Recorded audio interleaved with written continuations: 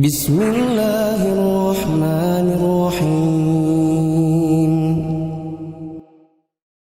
Ayo bawa harta ke surga. Dukung pembangunan sekolah Islam Mufid dengan donasi ke rekening atas nama Yayasan Muflih untuk Islam dan Dakwah. Bismillahirrahmanirrahim. Assalamualaikum warahmatullahi wabarakatuh. Innal hamdalillah nahmaduhu wa nasta'inuhu wa nastaghfiruhu wa na'udzu billahi min shururi anfusina wa sayyiati a'malina. May yahdihillahu fala mudilla lahu wa may yudlil fala hadiya lahu. Asyhadu an la ilaha illallah wahdahu la syarika lahu wa asyhadu anna Muhammadan 'abduhu wa rasuluhu salawatullahi wa salamuhu alaihi thumma amma ba'du. Ikhwani rahimani wa iyyakum jami'an walhamdulillah. Segala puji bagi Allah Subhanahu wa taala alladzi bi ni'matihi tatimmus shalihat, dan di antara nikmat Allah Subhanahu wa taala dimudahkan seorang hamba untuk melakukan ketaatan kepada Allah Subhanahu wa taala, wabil khusus salat jamaah dan juga talabul ilm yang saat ini sedang kita lakukan. Semoga semua amal kita diterima oleh Allah Subhanahu wa taala. Dan saya diamanahkan untuk melanjutkan pembacaan daripada kitab Salatul Mu'min yang ditulis oleh Syekh Wahab Al-Qahtani hafizahullahu taala. Dan sebelumnya kita telah membahas tentang dalil-dalil tentang kewajiban salat al-jamaah, bahwa hukum salat berjamaah yang dirajihkan oleh penulis buku ini, penulis kitab ini, dan juga kebanyakan para ulama ahlu sunnah wal jamaah, termasuk diantaranya adalah Al-Imam Ahmad dan yang lainnya, itu adalah wajib. Itu adalah wajib. Dan kemudian setelahnya beliau membahas tentang hikmah-hikmah salat berjamaah, dan ini telah dijelaskan pada kajian sebelumnya. Dan kita masuk pada keutamaan salat jamaah. Fadlu salatul jamaah, keutamaan salat berjamaah. Naam. Qala al-muallif rahimahullahu taala as-salatu ma'al jama'ati laha fadailu katsiratun minha ma ya'ti. Beliau menyatakan bahwa solat yang dilakukan berjamaah, solat 5 waktu yang dilakukan dengan cara berjamaah, dan idealnya itu di masjid, itu mempunyai keutamaan-keutamaan yang sangat banyak. Yang pertama kata beliau adalah salatul jama'ati bi 27 salata fawada, bahwa solat berjamaah itu lebih utama 27 kali lipat solat yang dilakukan secara furada, sendirian. Wal musalli ma jama'atin yahsulu lahu min salatil jama'ati mithlu ajri salatil munfaridi bi 27 marratan. Orang yang salat berjamaah itu dijanjikan oleh Rasulullah SAW dibanding dengan orang yang salat sendirian dengan 27 kali lipat. Dan hadis-hadisnya beliau sini sebutkan, di antaranya adalah hadis yang diriwayatkan oleh Abdullah bin Umar radhiyallahu taala anhu, anna Rasulullah SAW qala salatul jama'ati tafdulu salatal fardhi bi 27 darajatan. Salat jamaah itu lebih utama daripada salat sendirian dengan 27 kali derajat. Walafdhu muslimin, dan pada lafaz yang diriwayatkan oleh Imam Muslim, salatul jama'ati afdalu min salatil fardhi bi 27 darajatan. Salat berjamaah itu lebih utama daripada salat sendirian dengan 27 kali lipat. Di sini kita bisa membayangkan bahwa ada perbedaan yang sangat jauh, sangat signifikan pada balasan pahala dari Allah Ta'ala antara salat berjamaah dengan salat sendirian. 27 kali derajat atau 27 kali lipat. Biasanya ya perbedaan yang ada itu hanya sekian kali lipat. Tetapi salat jamaah dengan salat sendirian dengan rakaat yang sama itu bedanya sangat luar biasa, 27 kali lipat. Wa fi lafdhilah, dan pada lafaz yang lainnya diriwayatkan oleh Imam Muslim, salatu rajuli fi jama'atin tazidu ala salatihi wahdahu 27. Salat seorang laki-laki ketika dia berjamaah itu melebihi salat dia sendirian 27 kali derajat. Naam. Hadis yang lain wa Abi Sa'id radhiyallahu taala anhu annahu sami'a an-nabiy sallallahu alaihi wasallam yaqul al-jama'atu tafdalu salatul jama'ati tafdulu salatal fardhi bi 25 darajatan. Jadi salat berjamaah itu lebih utama 25 derajat. Ada yang 27, ada yang 25. Wa Nabi Hurairah radhiyallahu taala anhu an Nabi sallallahu alaihi wasallam salatul jama'ati tabdulu salat ala salatil rajuli wahdahu 25 darajatan. Salat berjamaah itu lebih utama daripada salat seorang laki-laki 25 kali derajat. Wa tajtami'u malaikatul laili wa malaikatun nahari fi salatil fajri, dan malaikat siang serta malaikat malam yang mencatat amal seorang hamba itu berkumpul pada salat subuh.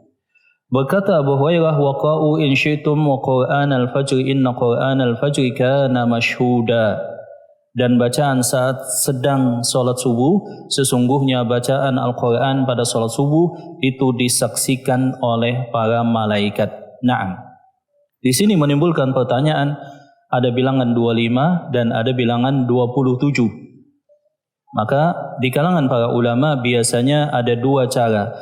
Yang pertama adalah at-tarjih wal jama'. Yang kedua, at-tarjih itu maksudnya lebih menguatkan satu dibanding yang lainnya. Adapun al-jam'u itu maksudnya mengumpulkan semua riwayat dan mengkompromikannya. Itu disebut dengan tariqatul jama', menjamak keutamaan-keutamaan. Wa qad jumi'a baina hadhihi riwayati bi anna hadits al-25 dzukira fihi al-fadlu alladhi baina salatil munfaridi was salati fil jama'ah. Maka para ulama kemudian beda penjelasannya. Di sana ada bilangan 25, di sana ada bilangan 27. Lalu apakah maksudnya? Apakah ini bilangan yang berbeda ataukah bilangan yang sama antara salat berjamaah dengan salat sendirian? Naam. Wa qala al-Imam an-Nawawi rahimahullahu taala wal jam'u bainaha min thalathati awjuhin. Kita bisa ringkas kata Imam an-Nawawi bahwa yang dimaksud 25 berbanding 27 tadi ada 3 aspek. Yang pertama adalah annahu la manafata bainaha fadhukira al-qalilu fadhikul kalili la yanfi al-katsira. Penyebutan yang sedikit tidak menafikan yang banyak.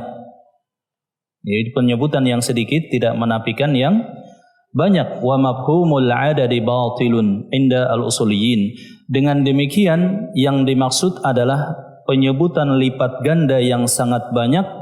Adapun perbedaan antara 25 dengan 27 itu tidak ada kontradiksi sama sekali. Ini yang pertama.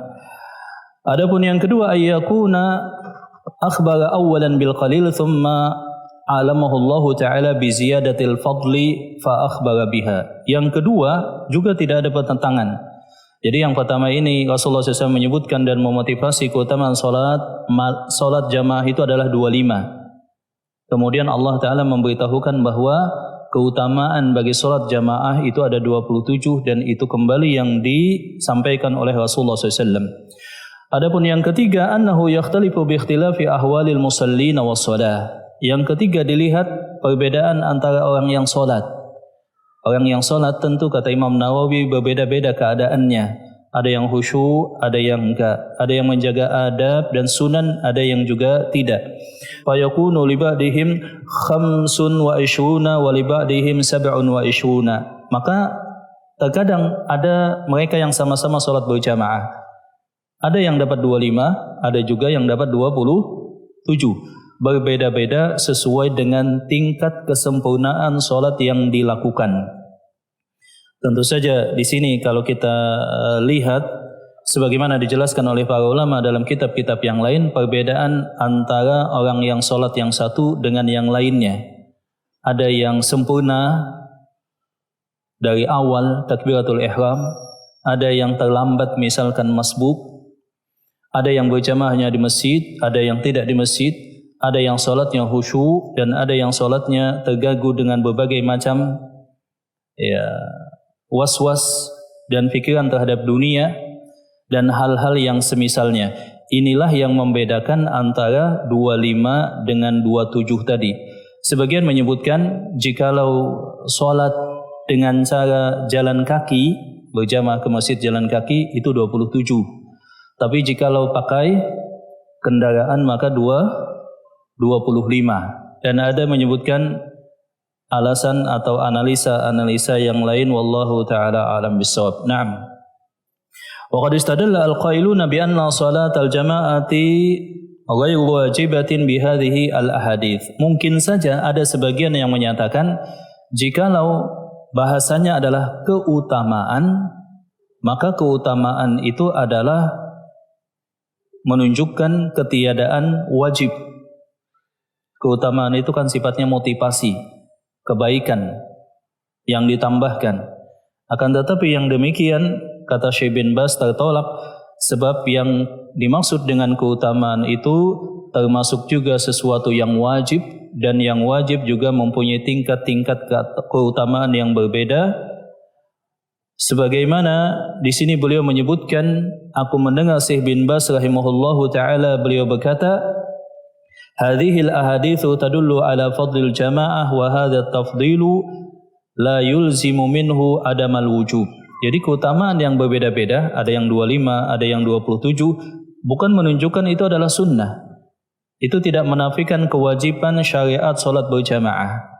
Nah, dan hal yang wajib terkadang juga ada tingkatan-tingkatannya, tergantung orang yang salat, Naam. Wal munfaridu alladhi la yahsulu ala thawabi salatil jamaah huwa ghairul ma'dzuri wallahu ta'ala a'lam bisawab. Dan orang yang salat sendirian tidak akan mendapatkan pahala salat berjamaah kalau dia tidak ada uzur, kalau dia tidak ada halangan. Amma idza kana min 'adatihi annahu yusalli as-salata ma'al jama'ati faman'uhu udhun kama maradin aw safarin. Kecuali kata beliau, kalau seseorang misalkan dia telah rutin berjamaah, kemudian mana'ahu maradun au udhun, dia terhalang karena sakit atau dalam perjalanan, au habsin au ta'adzarat alaihi al-jamaah, atau dia mempunyai satu halangan, maka dia tetap terhitung melakukan salat berjamaah sebagaimana telah sabit hadis Rasulullah sallallahu alaihi wasallam dalam hal ini.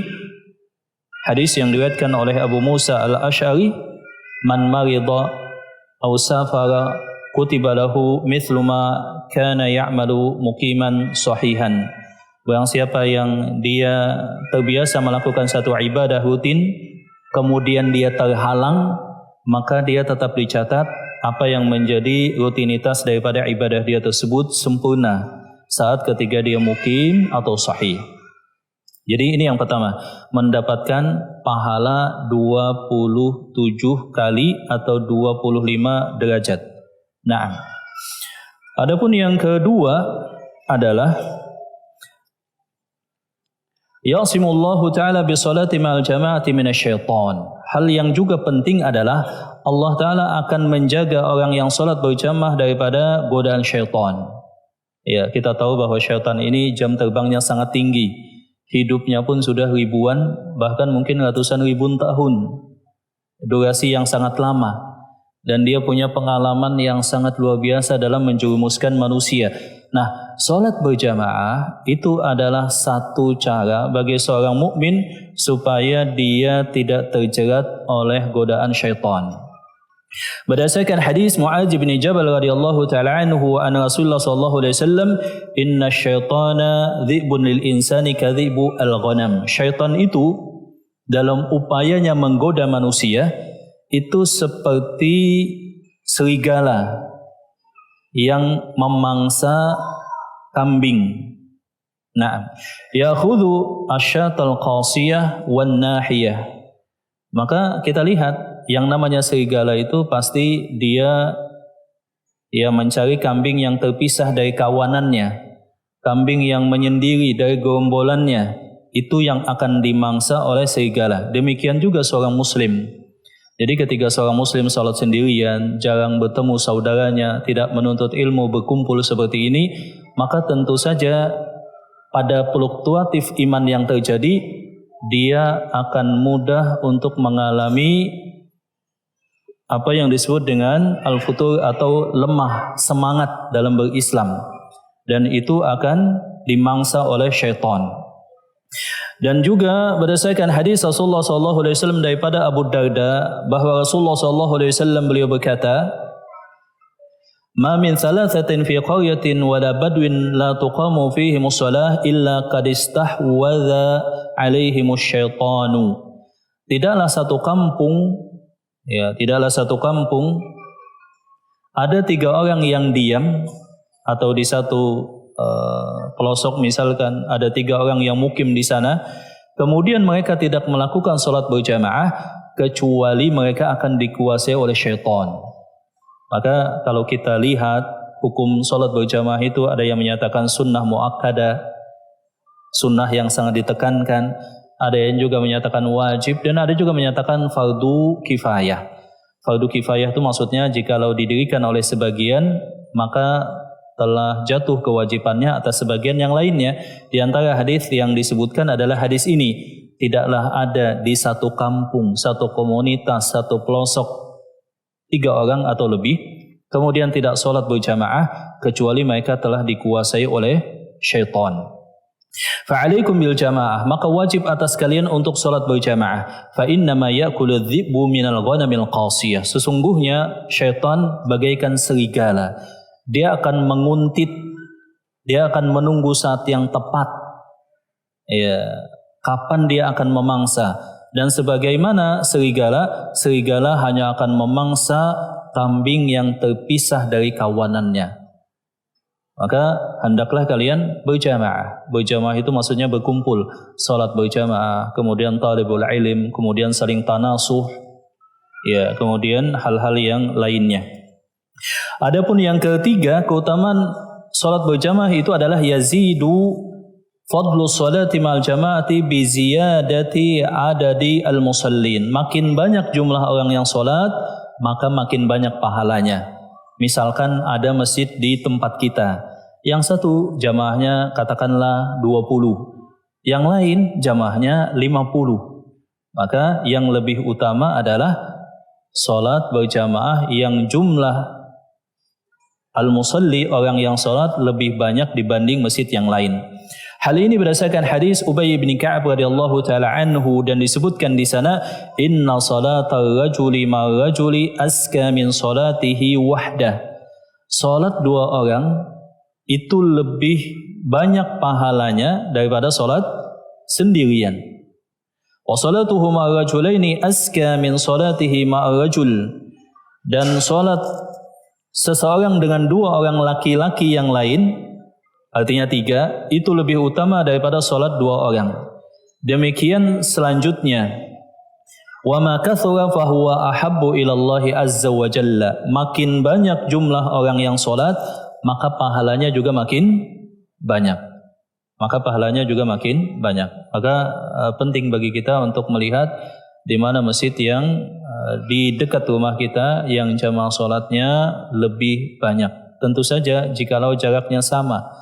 Adapun jikalau jaraknya jauh berbeda signifikan, maka tidak selayaknya seseorang meninggalkan yang dekat untuk mendapatkan yang jauh. Atau dia sesekali di satu tempat, sesekali di tempat atau masjid yang lainnya. Wallahu ta'ala alam bisawab. Naam.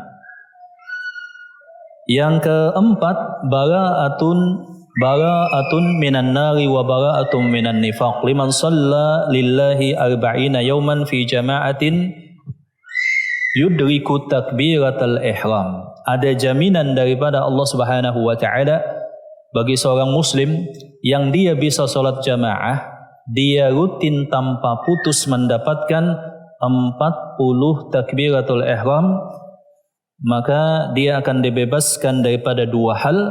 Yang pertama adalah daripada neraka, dan yang kedua adalah daripada nifaq. Sebagaimana sabda Rasulullah SAW daripada Anas bin Malik, man shalla lillahi 40 yawman fi jama'atin yudriku at-takbiratal ula kutiba lahu bara'atani, bara'atun minan nar wa bara'atun minan nifaq. Barang siapa yang dia bisa salat berjamaah, dia mendapatkan takbiratul ihram bersama imam, maka dia akan terlepas daripada dua status. Yang pertama adalah terlepas daripada status penduduk neraka dan terlepas daripada sifat nifaq atau munafik. 40 hari mendapatkan takbiratul ihram. Hadis ini diriwayatkan oleh Al-Imam At-Tirmidzi.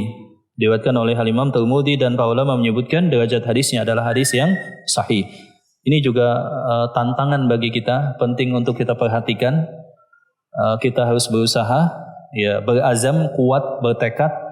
Ada saat di mana kita ingin mewujudkan kalau bisa 40 hari tanpa putus takbiratul ihram. 40 hari tanpa putus takbiratul ihram. Ya, sebagian mungkin menyebutkan 40 kali solat. Ya, makanya kalau kita lihat sebagian orang yang haji itu menyebutkan dengan solat arba'in, solat 40 di Masjidil Haram atau Masjid Nabawi, dan dia berusaha mendapatkan takbiratul ihram. Tetapi kalau kita lihat di dalam hadis yang diriwayatkan oleh Al-Imam Tirmidzi ini, maka yang dimaksud adalah 40 hari, 40 kali 5. Ya, dan itu perjuangan yang luar biasa. Kita bisa buat catatan sebagai motivasi mungkin, startnya kapan, kemudian kita bisa selesaikan 40 hari, maka luar biasa. Kita terbebas daripada status penduduk neraka, maksudnya akan dibebaskan daripada azab api neraka, dan kita bukan orang yang munafik. Wa hadza fihi fadlul ikhlas fi shalah, dan ini ada keutamaan tentang keikhlasan di dalam salat berjamaah. Di mana Rasulullah SAW menyatakan, man shalla lillah, barang siapa yang salat karena Allah. Ciri orang munafik itu adalah yura'unan nas, mereka riya terhadap manusia. Wala yadhkurunallaha illa qalila. Wa idza qamu ila sholati qamu kusala. Orang munafik itu kalau berdiri salat, berdiri dengan cara yang malas, enggan, malas-malasan. Maka barang siapa yang salat ikhlas karena Allah, kemudian dia berusaha 40 hari, maka dia akan dibebaskan daripada api neraka dan terbebas daripada sifat kemunafikan. Ayu aminuhu fid dunya ay ya'mala 'amalal munafiqi wa yuwaffiquhu li 'amali ahli al-ikhlas, wa fil akhirah yu'amminuhu mimma yu'adzabu bihi al-munafiq. Maka di akhirat dia akan dilepaskan daripada neraka, dan di dunia dia tidak menjadi orang yang munafik. Ciri orang munafik itu adalah yang pertama tidak ikhlas, kemudian dia malas beribadah, wa idza qamu kusala, kemudian sedikit zikir kepada Allah Subhanahu wa taala. Yang kelima, man shalla subha fi jama'atin fahuwa fi dhamanillahi wa amanihi hatta yumsi. Barang siapa yang salat subuh berjamaah, maka dia di bawah lindungan Allah dan jaminan Allah Subhanahu wa taala sampai petang hari. Sampai petang hari. Maka jangan sampai kita ada masalah dengan seseorang yang telah dijamin oleh Allah Subhanahu wa taala. Berdasarkan hadis Jundub bin Abdullah radhiyallahu taala anhu, dia berkata, Rasulullah SAW bersabda, man shalla subha fahuwa fi dhimmatillah. Barang siapa yang dia salat subuh berjamaah, maka dia di bawah jaminan Allah Subhanahu wa taala. Misalkan ada seseorang dijamin oleh seorang raja keselamatannya, tentu akan sangat berbahaya jikalau diganggu. Demikian juga orang yang salat subuh berjamaah, maka dia di bawah lindungan Allah Subhanahu wa taala. Mukmin yang lain itu harusnya menyadari dia di bawah jaminan Allah, jangan sampai ada masalah dengan dia. Maka seorang mukmin itu berusaha maksimal jangan sampai ada friksi, jangan sampai ada kesalahpahaman, jangan sampai ada sengketa dengan muslim yang lain. Apalagi seorang muslim yang salat subuh berjamaah, itu bahaya. Naam. Man shalla subha fahuwa fi dhimmatillah. Barang siapa yang salat subuh berjamaah, maka dia di bawah lindungan Allah Subhanahu wa taala. Maka janganlah Allah taala menuntut kalian dengan sesuatu yang berada di bawah jaminan Allah Subhanahu wa taala. Barang siapa yang dia dituntut oleh Allah Subhanahu wa taala dengan seseorang yang telah dijamin, maka Allah Subhanahu wa taala akan memasukkannya ke dalam neraka Jahannam, Maka ini menunjukkan tentang keutamaan salat subuh yang sangat luar biasa, bahwa orang yang salat subuh itu berada di bawah jaminan rasa aman Allah, di bawah perlindungan Allah Subhanahu wa taala. Maka janganlah seseorang menyakitinya dengan sesuatu apapun, dan yang demikian kata para ulama sangat berbahaya. Baik itu berhubungan dengan jiwa, baik itu berhubungan dengan darah, baik itu berhubungan dengan harta, baik itu berhubungan dengan kehormatan atau nama baik. Jikalau dia mukmin, dia taat, dan dia salat subuh berjamaah, hati-hati. Jangan sampai kita ada masalah dengan dia, seperti itu. Yang keenam, man shallal fajr fi jama'atin thumma jalasa yadhkurullaha tabaraka wa ta'ala hatta tattali'u asy-syamsu falahu ajru hijjatin wa umratin. Ini juga penting kita lakukan dan harus kita lakukan kalau bisa, walaupun tidak rutin. Barang siapa yang salat subuh berjamaah, kemudian dia duduk, dia berzikir kepada Allah atau membaca Al-Quran atau ketaatan yang lainnya sampai terbit matahari, maka dia akan mendapatkan pahala haji atau umrah.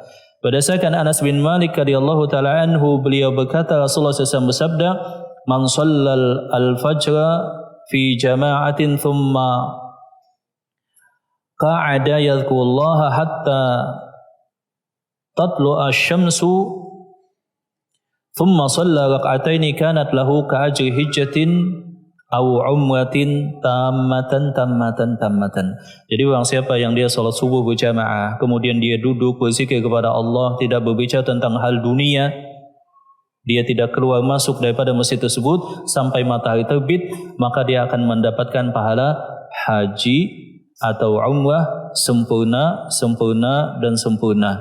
Maka bagi kita yang ada halangan tidak bisa haji, misalkan belum, apalagi kotanya itu masih panjang, masih lama, atau seseorang yang terhalang untuk umrah karena mahal, misalkan dari sudut biaya dia tidak mampu, maka dia harus mengusahakan hal ini, yakni duduk setelah sholat subuh sampai matahari terbit, ya, kemudian ditambah dengan sholat 2 rakaat sebagai kewajiban sedekah atas semua ruas tulang yang ada di tubuhnya, dan yang demikian sudah mencukupinya. Wallahu ta'ala a'lam bissawab. Naam.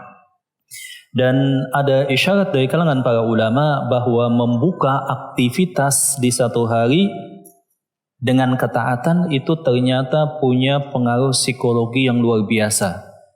Ya, saya sering menyebutkan, kita bayangkan tentang 2 perbedaan kondisi psikologi seorang mukmin.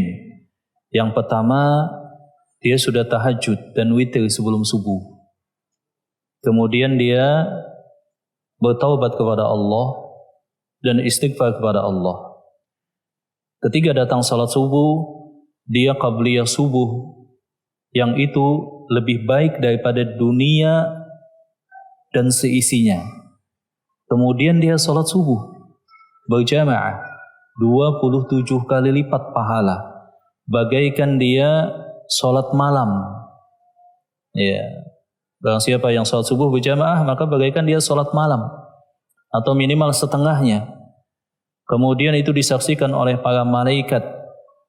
Kemudian dia duduk berzikir kepada Allah sampai matahari terbit. Yang demikian itu bagaikan dia sudah melaksanakan umrah atau haji secara sempurna. Kemudian dia berzikir kepada Allah dengan zikir pagi dan petang sebagai perlindungan hisnul mukmin, benteng bagi dia. Berikutnya dia bersedekah kepada Allah di pagi hari, sebab sedekah di pagi hari itu ditekankan, sebagaimana hadis yang diriwayatkan oleh Imam Al-Bukhari, ada 2 malaikat yang mendoakan bagi orang yang bersedekah di pagi-pagi. Setelah itu dia beraktivitas sebagaimana biasa. Orang yang seperti ini akan dipenuhi dengan semangat, dipenuhi dengan optimis, dipenuhi dengan rasa aman. Kemudian hari itu dia merasakan ketenangan, urusannya insya Allah dimudahkan oleh Allah, dengan gambaran yang lain yang berbeda. Seorang mukmin yang mungkin tahajud juga enggak, salat subuhnya kesiangan, tidak zikir pagi dan petang, habis itu tergesa-gesa, ya, itu tentu saja kondisi psikologinya sangat beda. Maka saya mengajak, karena waktu yang singkat, bahwa kita ya ditantang pada poin-poin yang saya sebutkan tadi. Tentu saja adalah yang pertama salat berjamaah. Kemudian yang kedua, ada perbedaan tadi 27 dengan 25. 27 kebanyakan para ulama menyebutkan adalah salat berjamaah yang sempurna pada pahala yang optimal dilakukan di masjid sesuai dengan tuntunannya. Kalau bisa di shaf pertama, kemudian khusyuk, kemudian jalan kaki. Ya, ini yang susah Pak ya, jalan kakinya ini. Kemudian di awal waktu dan selanjutnya itu 27. Tapi kalau ya masbuk, kendaraan, shafnya belakangan atau yang semacamnya 25 minimal, masih mending. Jadi kita ditantang untuk sholat berjamaah. Kemudian sholat jamaahnya yang optimal dan sempurna dengan pahala berapa tadi? 27. Yang ketiga kita ditantang untuk kalau bisa takbiratul ihram bersama imam berapa tadi? 40 hari. Minimal pernah kita lakukan di usia hidup kita 1 kali. Dengan durasi 40 hari tanpa putus dari takbiratul ihram bersama imam. Mudah atau sulit Pak? Sulit. Ya, sulit. Ya. Bisa 1, 2, 3 hari masbuk lagi kan gitu. Bisa masbuk lagi, Masya Allah. Makanya ada keluhan terutama di daerah Jakarta itu kan, yang tingkat kemacetannya luar biasa, sholatnya kadang-kadang ya rutin di jamak, karena ya apalagi untuk jamaah dan takbiratul ihram. Kemudian yang berikutnya kita ditantang pada poin yang sempat saya jelaskan tadi, tentang satu amalan yang mulia. Kita paksakan duduk setelah sholat subuh sampai matahari terbit. Ya, sampai matahari terbit. Masya Allah. Ada saja masjid beberapa orang yang dia subhanallah keluar masjidnya setelah matahari terbit. Tapi kadang-kadang kan tuntutan pekerjaan gitu Pak ya. Belum ngantar anak sekolah. Sebelum kerja antar anak sekolah dulu. Belum macam-macam lagi. Sebagian orang mungkin tidak sempat. Tapi kita sempatkan. Dalam 1 pekan ada beberapa hari minimal kalau tidak rutin. Maka ini adalah tantangan bagi saya dan kita semua kalau bisa kita wujudkan sehingga ilmu berbuah amal insyaallah taala. Sampai di sini mungkin ada pertanyaan, silakan sambil nunggu isya. Kalau misalnya kita mau kerja pagi, ya. Kalau sambil berjalan. Sambil jalan. Ya, itu kan di sini kan ditulis duduk sambil berzikir kepada Allah sampai matahari terbit. Nah, jadi yadhkurullah ta'ala yajlisu man shalla as-subha thumma yajlisu hatta tatlu asy-syams, barang siapa yang dia salat subuh berjamaah kemudian duduk sampai matahari terbit, berzikir tadi umum. Bisa zikir pagi, bisa juga membaca Al-Qur'an, bisa juga dia mendengarkan ilmu, bisa juga membaca zikir yang mutlak. Zikir mutlak itu kan contohnya istighfar, sholawat, tasbih dan lain-lainnya. Jadi umum. Adapun zikir pagi dan petang itu adalah zikir yang muqayyad dan rentang waktunya ketika masuk waktu sholat subuh, ya sampai selanjutnya ketika masih bisa dikatakan itu adalah pagi, dan sesekali dimungkinkan untuk diqadha atau diganti jikalau kelewatan atau kelupaan. Dan itu tidak mesti duduk. Ya, tidak mesti duduk. Bisa sambil kendaraan, bisa sambil ngantar anak, bisa sambil beraktivitas, walaupun memang duduk itu lebih khusyuk dan penuh pemaknaan. Ya, seperti itu. Baik, ada yang lain silakan. Iya, silakan Pak. Tanya masalah nomor 6 Pak, masih 6. Iya. Ini dikatakan situ siapa yang duduk sholat subuh. Iya. Kemudian berzikir sampai waktu Matahari terbit ya. terbit, maka dapat pahala haji dan umrah sekalian. Ini Pak, karena ada suatu ketika amalan yang ada di masjid itu setelah subuh yang kiranya ada orang mungkin agak terganggu, sehingga dia ingin melaksanakan ini pulang ke rumah karena tidak jauh dari rumahnya, kemudian dia melaksanakan zikir dan baca Quran sampai waktu isya. Apa itu bisa masuk dalam itu? Dikerjakan di rumah. Ya, hadis tadi yang pertama salat subuhnya apa? Berjamaah. Salat subuhnya berjamaah. Berjamaah itu di masjid.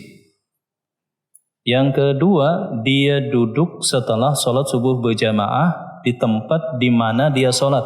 Maka dalam redaksi hadis yang lain, man shalla subha jama'atan ya thumma jalasa fi majlisihi alladhi shalla fi, kemudian dia duduk di tempat di mana dia salat. Ada redaksi begitu di dalam hadis yang lain. Dia duduk di tempat di mana dia salat. Maksudnya di masjid. Maka keutamaan ini kata para ulama tidaklah didapat bagi mereka yang habis sholat subuh pulang kemudian zikirnya di rumah. Yang kedua, tidak didapat juga bagi mereka yang sholat subuhnya di rumah walaupun dia setelah itu zikirnya di masjid. Jadi harus sinkron, dia sholat subuh berjamaah di masjid, kemudian dia bertahan sampai matahari terbit.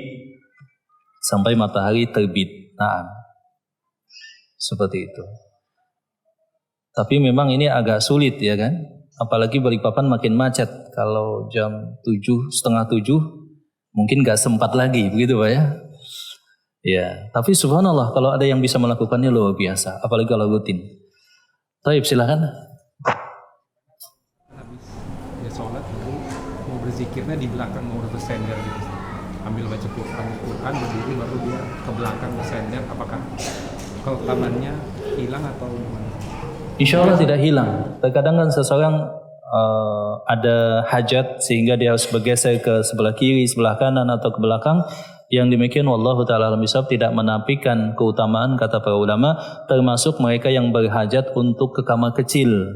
Memang terdesak dengan hajat demikian kemudian balik lagi, maka itu tetap terhitung selama dia tidak pulang. Dan yang kedua, tidak berbicara tentang dunia. Mungkin ada yang duduk setelah sholat subuh, habis itu ngobrol dia tentang dunia, tentang bisnis, tentang politik, tentang macam-macam. Habis itu ya dia tunggu sambil nunggu matahari. Maka yang demikian tidak dapat keutamaan kata para ulama. Lam yuhaddis bi nafsihi ad-dunya. Dia tidak berbicara tentang dunia. Jadi memang betul-betul duduk. Tapi kalau duduknya sambil ngobrol tentang dunia ya berarti gak dapat keutamaan tadi. Seperti itu. Taib, ada yang lain silakan. Saat kita qobliyah subuh di rumah, setelah rakaat kedua kok iqamah di masjid, apa kita membatalkan sholat segera ke masjid atau menyelesaikan? Saat kita qobliyah di rumah kemudian terdengar iqamah, apakah kita batalkan iqamah ataukah selesaikan? Nah, itu masjid satu-satunya atau masjid ada yang lain? Masjid terdekat. Masih bisa masjid yang lain, seperti itu ya. Qobliyah subuh ini luar biasa memang keutamaannya, maka sangat sayang. Yang pertama adalah pahalanya lebih baik daripada dunia dan seisinya. Yang kedua, Rasulullah tidak pernah meninggalkannya. Maka kita sempatkan. Kalau suatu saat karena satu dan lain hal kita terlambat, maka tetap usahakan. Walaupun itu berpindah ke masjid yang lain. Kita yakin di samping rumah kita ada 2 masjid katakanlah. Ada yang agak cepat, ada yang agak lambat. Kemudian kita satu saat ya agak telat, kita sholat qabliyah kemudian terdengar iqamah, kita yakin ada masjid juga samping rumah kita yang masih sempat, maka kita sempatkan untuk tetap qabliyah subuh di masjid. Biasanya kalau kita rutin kita sudah punya perkiraan waktu. oh ini kadang-kadang kan iqamah ada yang nggak kedengaran, ada juga yang kedengaran. Alhamdulillah kalau itu bisa kedengaran, maka kita sesuaikan waktu kita.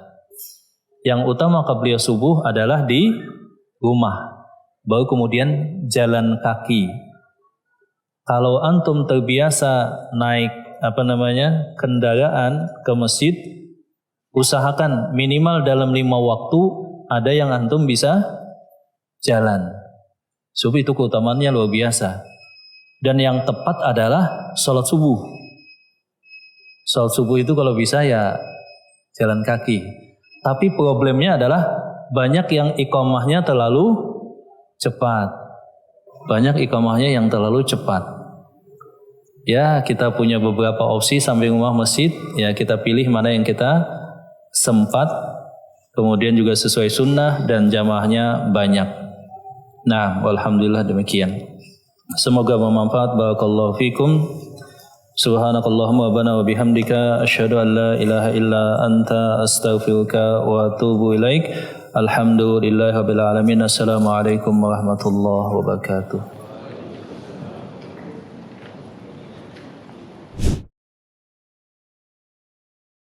Allahu Akbar, Allahu Akbar,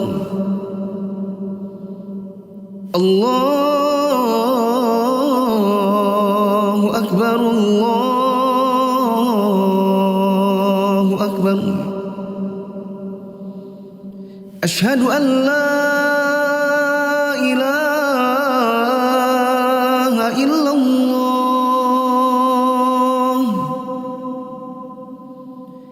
Asyhadu an la ilaha illallah. Asyhadu anna Muhammadar Rasulullah.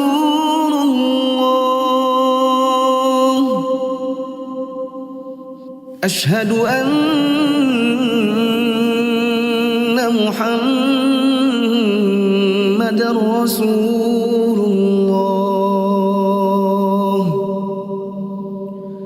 Hayya 'alas salah. Hayya 'alas salah.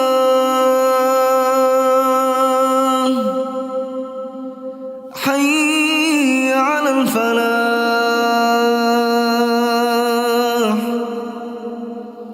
Hayya 'alal falah. Allahu Akbar, Allahu Akbar. La